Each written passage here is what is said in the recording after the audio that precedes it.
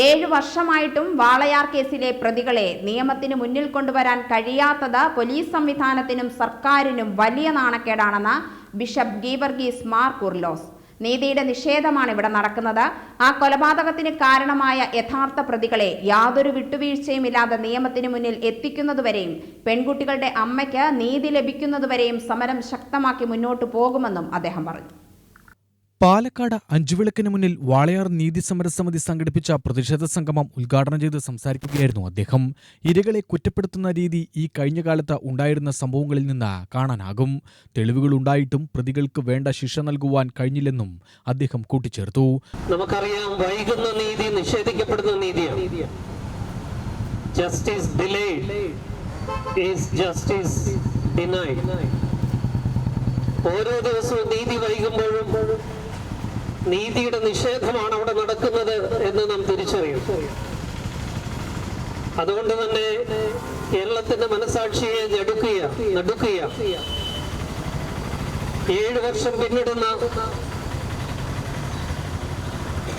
ആ വലിയ ക്രൂരതയ്ക്ക്, ആ കൊലപാതകത്തിന്,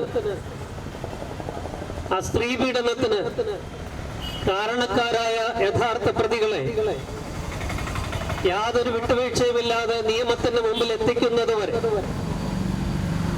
ഇവിടെ ഇരിക്കുന്ന പാവപ്പെട്ട 2 പെൺകുട്ടികളുടെ അമ്മയ്ക്ക് നീതി ലഭിക്കുന്നതുവരെ ഈ സമരം ശക്തമായി മുന്നോട്ട് പോകുമെന്നുള്ള പ്രഖ്യാപനമാണ് ഈ പ്രതിഷേധ സംഗമത്തിൽ കൂടി ഇവിടെ നടത്തുന്നത് എന്ന് ഞാൻ ഓർപ്പിക്കുകയാണ്.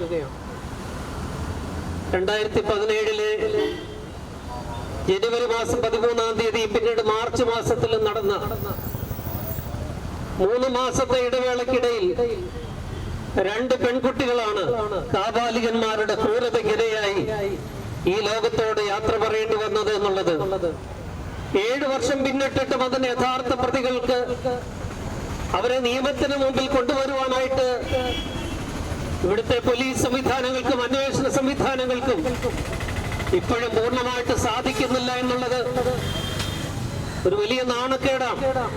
വാളയാർ കേസിൽ പോക്സോ SC/ST കേസുകൾ ചുമത്തപ്പെട്ട MJ സോജനെ വീണ്ടും IPS പട്ടികയിൽ ഉൾപ്പെടുത്തിയതും സ്പെഷ്യൽ പ്രോസിക്യൂട്ടർ നിയമനം തടസ്സപ്പെടുത്തുന്ന CBI വക്കീൽ KP സതീശൻ കൊലയാളികൾക്കൊപ്പമോ എന്നതും ചോദ്യം ചെയ്താണ് പ്രതിഷേധ സംഗമം സംഘടിപ്പിച്ചത്. വിളയോടി വേണുഗോപാൽ അധ്യക്ഷത വഹിച്ചു. CR നീലകണ്ഠൻ ആമുഖ പ്രഭാഷണം നടത്തി.